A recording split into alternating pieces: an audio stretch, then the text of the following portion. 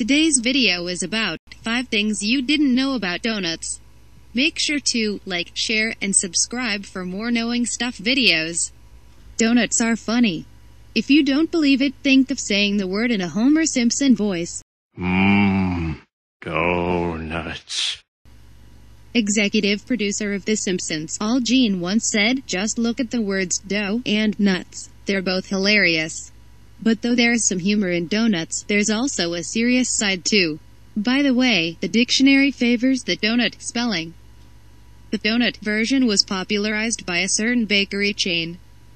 Here are 5 facts you may not know about donuts. 1. They were originally called oily cakes. Doesn't sound very appetizing, does it? Historians believe that the donut came to America via the Dutch, who had a dessert called olykoeks, or better known as oily cakes, which were sweet balls of dough fried in oil or lard and served during the Christmas holidays. In the mid-19th century, a Maine woman named Elizabeth Gregory deep-fried some dough for her son, who was a sea captain, to take on his voyages. She put nuts in the center of the pastry and created a literal donut. However, the donut may actually have originated in England. In 2013, a food historian found a recipe book written in 1800 by a baroness in Hertfordshire, England, which had a recipe for a doughnut which used flour, sugar, butter, nutmeg, yeast, and 10 eggs. She fried the whole thing in pork lard. 2. Donut holes aren't just for show. An entertaining story says that Captain Hanson Gregory made the first donut hole when he spiked one of his mother's donuts on a spoke of his ship's wheel. This allowed him to keep his hands free to steer the vessel. In another version, Gregory told the Washington Post he used the cover of a pepper tin to make a donut hole which would make his mother's donuts less tough when she fried them. But culinary historian Linda G. Vitello wrote that an unknown person created the hole so the donut would cook faster. The hole lets the entire donut cook at the same rate, so you don't have a raw center and burned edges. By the way, the donut holes that you can buy at some bakeries are made separately, as baking machinery nowadays can create a donut shaped like a ring. 3. World War I meant victory for the donut. During World War I, Salvation Army volunteers served donuts to soldiers on the front lines, cementing the snack's image as a wholesome slice of home. The same thing happened during World War II, and many returning veterans opened up donut shops. But the nickname, Doughboy, for World War I soldiers, had nothing to do with donuts. It may have come from the Mexican War of 1846-48, when Americans got covered in dust on their treks, looking like they were enveloped in flour or dough. 4. The calories will kill you.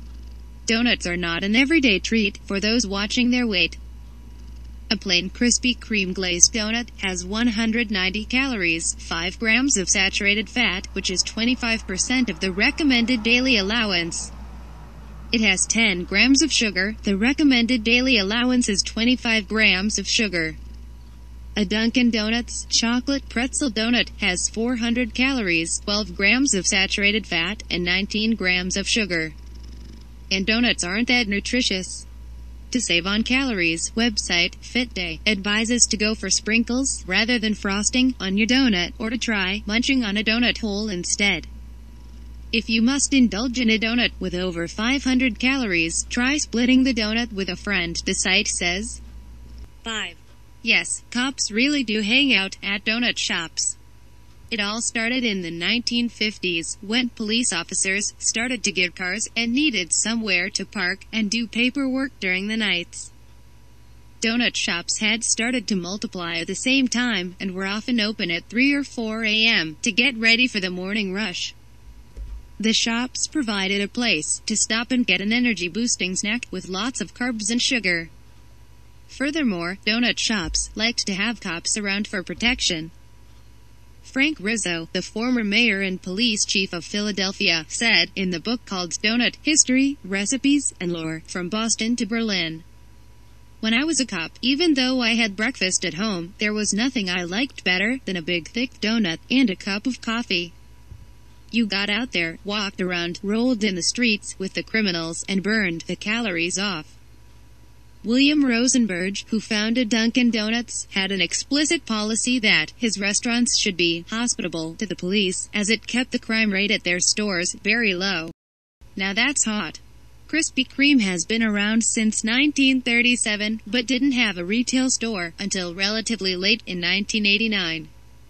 The Hot Donuts Now light was turned on in 1992, which lets customers know when a warm batch of donuts is ready. You just watched 5 things you didn't know about donuts. Don't forget to like, share, and subscribe for more knowing stuff videos.